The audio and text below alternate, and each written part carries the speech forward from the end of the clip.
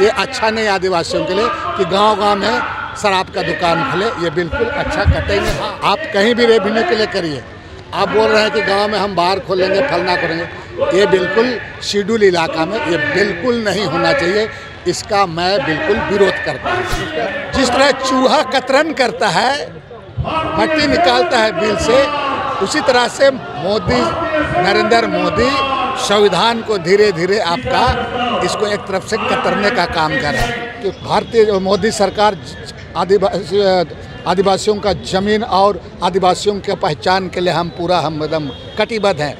मोदी जी अगर इतना आप कटिबद्ध है तो उनका धार्मिक पहचान है, प्राकृतिक पूजक आइडेंटिटी है, आप उसको जनगणना का कॉलम में सरना कोड को देना क्यों नहीं दे रहे हैं? आप जब जनगणना कर रहे हो तो पहले आपका 6 कॉलम था, अदर्स कॉलम था, अब उस कॉलम को भी हटा दिए हैं, तो इसमें कम से कम कॉलम लगाइए ना उनका। ऐसा बिल्कुल लागू होना चाहिए। और कुछ लोगों का इस तरह के सरना ईसाई के विवाद कौन पैदा कर रहा है? देखो, कोई विवाद नहीं है। कुछ लोग दुकान चलाने वाला लोग होते हैं, हम लोग बहुत आंदोलन देखे हुए हैं, इसलिए इस सब चीज़ों से कोई विवाद नहीं है। जो चीज़ जो है 1996 के मुताबिक उसको बनाना ही होगा। देखिए, जब से केंद्र में भारतीय जनता पार्टी की सरकार आई है, आप लगातार देख रहे हैं कि जो सेंट्रल एजेंसियां हैं, ईडी हो, चुनाव आयोग हो, सीबीआई है, इसका दुरुपयोग जिस तरह से उनके द्वारा किया जा रहा है, और कहीं ना कहीं आप देखेंगे तो संविधान पर उनका बहुत तरीके से, चूँकि कमज़ोर आदिवासी, दलित, अल्पसंख्यक, पिछड़ा, कमज़ोर तबके के लोगों को उनका एहसास पता नहीं होता है, लेकिन बहुत तरीके से जिस तरह चूहा कतरन करता है, मट्टी निकालता है बिल से, उसी तरह से नरेंद्र मोदी संविधान को धीरे धीरे आपका इसको एक तरफ से कतरने का काम कर रहा है।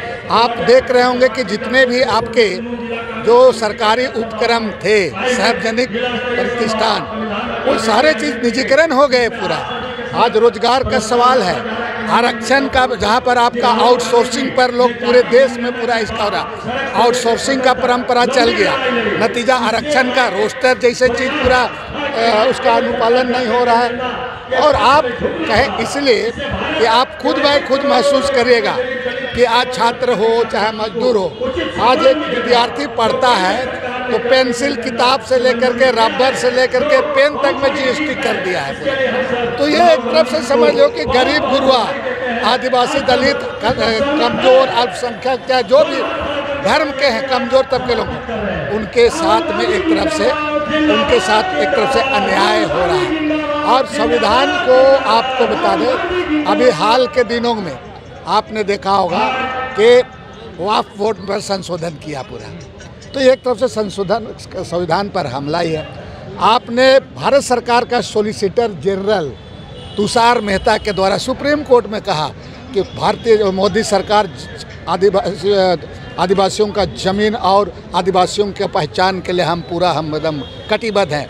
मोदी जी अगर इतना आप कटिबद्ध है तो उनका धार्मिक पहचान है, प्राकृतिक पूजक आइडेंटिटी है, आप उसको जनगणना का कॉलम में सरना कोड को देना क्यों नहीं दे रहे हैं? आप लोग जातीय जनगणना की बात कर रहे थे, अब जेएमएम कह रही है कि नहीं, पहले सरना धर्म कोड तब जातीय जनगणना। कांग्रेस के इस पर क्या स्टैंड है? देखिए, एक्चुअली ये जनगणना तो इनको आपका 21 में ही हो जाना चाहिए था, लेकिन नहीं हुआ। मोदी सरकार इतना लेट कर दिया, अब उसको जनगणना अभी किया नहीं पूरा। अब रही बात क्या है कि ये जो आपका ये एक अवसर है, अब जब जनगणना कर रहे हो तो पहले आपका 6 कॉलम था, अदर्स कॉलम था, अब उस कॉलम को भी हटा दिए हैं, तो इसमें कम से कम कॉलम लगाइए ना उनका। ये जनगणना से कुछ आदिवासी समाज को खतरा है? अगर मान लिया, अगर कॉलम अगर नहीं करता है अलग से, हिंदू, मुस्लिम, सिख, ईसाई, बौद्ध का कॉलम है, और जैन का पॉपुलेशन तो इनका आदिवासियों से उनका पॉपुलेशन का कम है, तभी उसका अलग से कॉलम किया गया है। तो इनका कॉलम में अगर इसका नहीं करेगा तो नुकसान है, इसलिए कॉलम को देना ही होगा। इसलिए वो जेएमएम कह रहा है तो गलत नहीं कह रहा है। और यही बात हम भी कह रहे हैं कांग्रेस पार्टी भी कि आप उसको कॉलम में उसका आप कुछ आपको उसके लिए आप ओब्लिक कीजिए। ठीक है, यहाँ पर गोड़ हैं, भील हैं, अलग अलग आदिवासी से आप ओब्लिक वगैरह कीजिए ना। उनका धार्मिक आइडेंटिटी क्यों नहीं चाहिए उसका? इतने उनका इतना प्रिय है, प्राकृतिक के पूजक हैं, जीव जंतु पहाड़ पर्वत का पूजा करते हैं, उनका धर्म अपना है। आप उसको मजबूर करा के आप हिंदू धर्म में लिखवा दे रहे हैं पूरा। तो इसीलिए उनका कॉलम करना होगा और इस लड़ाई को कांग्रेस पार्टी आगे लेके जाएगी। इसीलिए हमने अभी कहा कि कल आपका धरना है और धरना के साथ साथ आपका पूरा ज़रूरत पड़ेगा। दिल्ली भी कुछ करेंगे। अब संविधान के बारे में आप देख रहे हैं स्थिति जो हालात है, इसे खुद ब खुद जनता समझ। पेशा एक्ट पर सबसे ज़्यादा आदिवासी संगठन कहीं ना कहीं वो आप पर भी नाराज हैं, आपसे भी आरोप लगा रहे हैं कि भाई आप भी गुमराह करने की कोशिश कर रहे हैं। पेशा को लेकर क्या स्टैंड है और क्यों देरी हो रही है? देखिए, पेशा के बारे में कुछ लोग नौसिखुआ तरीके के लोग कुछ लोग बोलते हैं।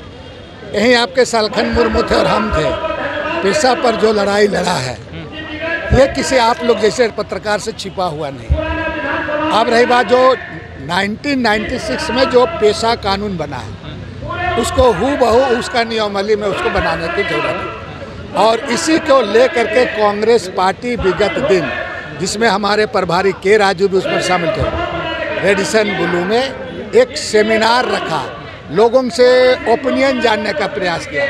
और आज भी ये गठबंधन की सरकार पेशा को मजबूती के साथ जो उसका मूल पेशा है उसी के अनुरूप नियमावली बनाना चाहती है। तब है क्या, और इसके लिए लोगों को ओपिनियन भी मांगा गया है। पब्लिक डोमेन में भी ये चीज़ों को जो उसका ड्राफ्ट है रखा गया। कहीं से कुछ सुझाव है, बातचीत और संवाद और डायलॉग से ही समाधान होता है। इसलिए कहीं अगर कुछ सुझाव है, कुछ चीज़ें हैं तो सुझाव उसको दे।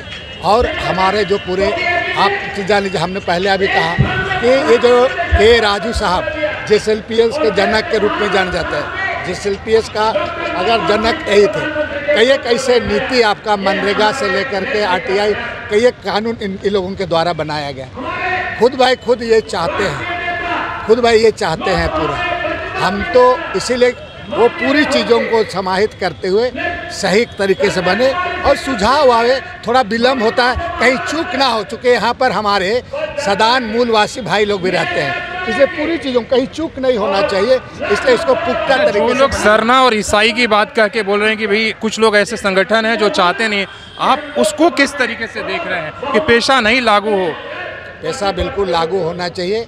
और कुछ लोगों का इस तरह की सरना ईसाई के विवाद कौन पैदा कर रहा है? देखो, कोई विवाद नहीं है। कुछ लोग दुकान चलाने वाला लोग होते हैं, हम लोग बहुत आंदोलन देखे हुए हैं, इसलिए इस सब चीज़ों से कोई विवाद नहीं है। जो चीज़ जो है 1996 के मुताबिक उसको बनाना ही होगा, उसमें कोई किंतु परंतु नहीं है।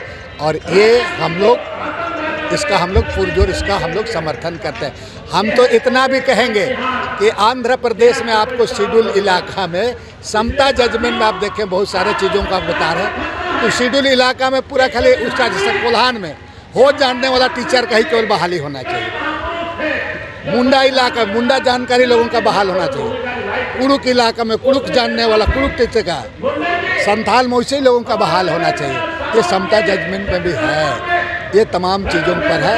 इसलिए कौन क्या कहता है नहीं कहता है, सरकार इस पर बहुत संवेदनशील है। पुख्ता तरीके से पेशा नियमावली को बना करके लोगों को देगी। एक लास्ट TSC में जो अभी बैठक हुई, जो शराब को लेकर बवाल हो रहा है, कई आदिवासी संगठन इसको विरोध कर रहे हैं कि आदिवासी क्षेत्रों में शराब और बार खोलने का जो रिकमेंडेशन एडवाइजरी ने किया वो गलत है। आप इस पूरे बैठक को कैसे ले रहे हैं?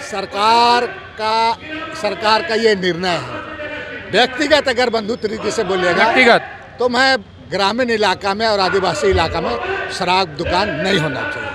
मैं इस चीज़ों को ये चीज़ों के गांव में शराब खुले ये करे, ये दुकान नहीं होना चाहिए। हमको अगर आप व्यक्तिगत, बाकी सरकार अपना बनाई आप बना समझे, लेकिन ये अच्छा नहीं आदिवासियों के लिए कि गांव-गांव में शराब का दुकान खुले, ये बिल्कुल अच्छा कतई नहीं। हाँ, उसको हम शिक्षा बेहतर कैसे दें। ठीक है, रेवेन्यू का मामला आप जब कह रहे हैं, लेकिन आप ग्राम सभा करके भी आज के दिन में लोग दायां बायां नीचे से ऊपर से पैसा इधर उधर करके उल्टा पुल्टा ग्राम सभा को भी करवा देगा। रास्ता खोलेंगे तो लोग निकालेंगे ना ग्राम सभा का, अगर रास्ता ओपन हो जाएगा। इसीलिए हम तो इसका विरोध करते हैं। शराब में आप कहीं भी रेवेन्यू के लिए करिए, आप बोल रहे हैं कि गांव में हम बार खोलेंगे फलना करेंगे, ये बिल्कुल शेड्यूल इलाका में ये बिल्कुल नहीं होना चाहिए।